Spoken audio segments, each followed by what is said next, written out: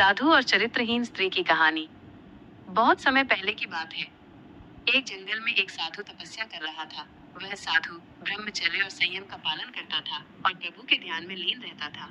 उसका तेज दूर दूर तक प्रसिद्ध था। उसी नगर में एक स्त्री रहती थी जो सुंदर तो थी, लेकिन चरित्रहीन मानी जाती थी।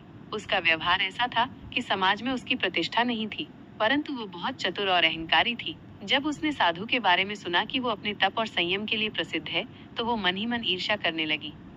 उसने सोचा, मैं देखती हूँ कि इस साधु का संयम कितना दृढ़ है। मैं उसे विचलित करके दिखाऊंगी।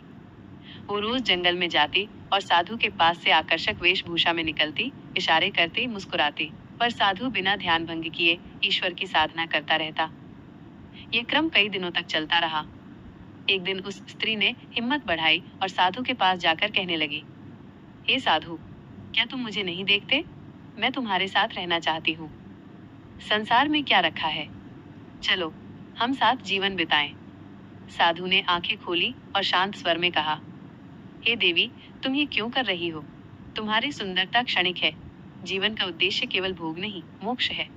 मैं तुम्हें दोष नहीं देता। तुम्हारा मन विक्षिप्त है, परंतु वो भी शुद्ध हो सकता है। साधु की इन बातों ने स्त्री के अंतर्मन को झकझोर दिया। पहली बार किसी ने उसे सम्मान से देवी कहकर बुलाया। उसकी आत्मा को देखा, न कि उसके रूप को। उस दिन के बाद वो स्त्री हर दिन साधु के पास जाती, पर अब प्रलोभन के लिए नहीं, ज्ञान और शांति के लिए। धीरे धीरे उसका हृदय शुद्ध हुआ। वो अपना जीवन बदलने लगी। कुछ वर्षों बाद वही स्त्री एक त्यागिनी बन गई, जिसने सेवा और साधना का मार्ग अपना लिया। कहानी से शिक्षा। असली तप वही है जो प्रलोभनों में भी अडिग रहे। किसी को उसकी वर्तमान अवस्था से मत आंको। हर कोई बदल सकता है। सच्चा साधु वही है जो सिर्फ खुद नहीं बदलता, बल्कि दूसरों को भी बदल देता है।